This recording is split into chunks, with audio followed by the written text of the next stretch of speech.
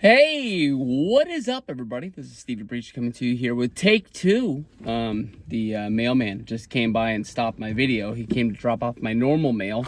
Got a package today from eBay of like some wrestling card grails. I think over the last year, 2 years, I've been talking a lot about cards, kind of getting back into it. And I'll tell you the truth, from the last few card shows I've gone to, I like baseball cards. I like football cards. I'll collect Braves. I'll collect guys that were cool when I was a kid, like McGuire and Canseco.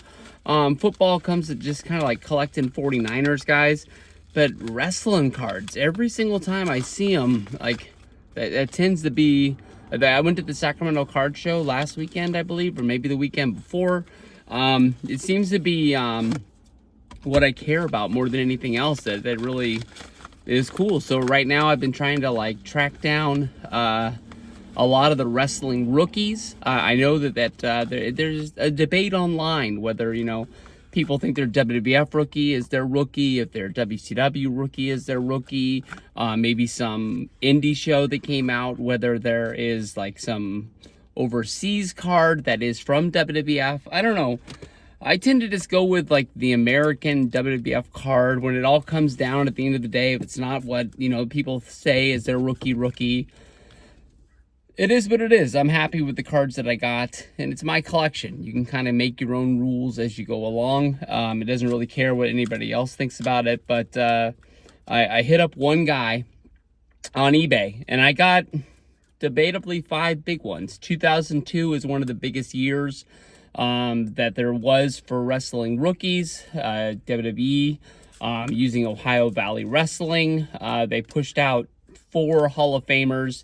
One guy has his first WWF card in there. He just went into the Hall of Fame. So 2002 Fleer. Honestly, when it comes down to wrestling, I don't think it's most people's top 5 wrestling sets that there is, but I think when you sit down and you look at a collection of rookies, 2002 Fleer put out some of the best cards that most people are going for in wrestling card collections. But these ones here, honestly, are big boys. I'll just start out. You can debate on which ones you think are the biggest ones, but I think that honestly, 3 of these cards I think most people put in their top 10 wrestlers in the history of the WWF. But these all are PSA 8s. I know you want to get the cards in the best collection you're going to get, but honestly, these guys were hotter a year ago, 2 years ago. They're not really having the value that they had of the 2020 boom of collecting, and then wrestling cards seem to hit a bigger boom of like 2021. And since then, they've been trying to like come back down to earth, I guess you can say, as more people are getting hit by the recession. They're not paying what they were paying. It was like when the world shut down, everybody had all this extra money, even though like a lot of people weren't really going to work, but they were getting free money from the government. So that's a conversation for another day. But these are the cards that I got. All of these I hit up on Classroom Cards, is the guy's name on eBay. I'm not telling you like to go there and get the Stevie Breach deal or anything like that, but I think that he came into a collection of these, whether if he bought boxes of them, whether if he found them in his collection. But all the ones that I bought, he still had more on there, and mine came. I'm not getting anything back on it. I'm just sending you in the right direction if you want to add these to your collection. But the first one right here, we've got 2002 Fleer WWF card number 14 from the set. This is Randy Orton. Here he is. I'll tell you the truth, I don't think they really knew what these cards were really going to mean here 20 years later down the road. Here's Randy Orton coming off the top rope onto Lance Storm. Of course, Randy Orton, when he first debuted, he had a real different look. He was almost wearing the John Cena shorts of the time. He really wouldn't come into being the legend that he is for a few years, and he's always kind of looks the same, but he's kind of evolving at the same time. So not really what people thought they were going to be. So PSA 8, card number 14, 2002 Fleer, Randy Orton. Next one right here is a big boy. Card number 4. I thought I put these in order, but I guess I didn't. But we've got Brock Lesnar's rookie. This guy came on to the main scene the night after WrestleMania. His first run in WWE was only 2 years long. Of course, WrestleMania 19 main events it against Kurt Angle, wins the championship by 20. He's like, this isn't for me. He didn't really like traveling and being on the road, so he was quitting. They put him in the ring against Goldberg. He was gone. He made his return. Shoot, when was that? 2016, I guess you can say. The card is really taken on a life of its own. But this is his first WWE card. Glad to have that one. From there, we'll go to card number 7. This one here is John Cena. If they knew this was going to be Cena's rookie, if they knew Cena was going to become the main star of WWE for years to come, I think they would have taken a different picture of him. Here he is with Chris Jericho. And I don't even think Cena is really in the forefront of the card. He is doing an offensive move there, but I don't know. It could have been the Chris Jericho card as well. But to me, honestly, that is a big boy to get. I'm not saying these cards are rare, but they're really kind of hard to find because I don't think a lot of people in 2002 were out there really buying cards at the time.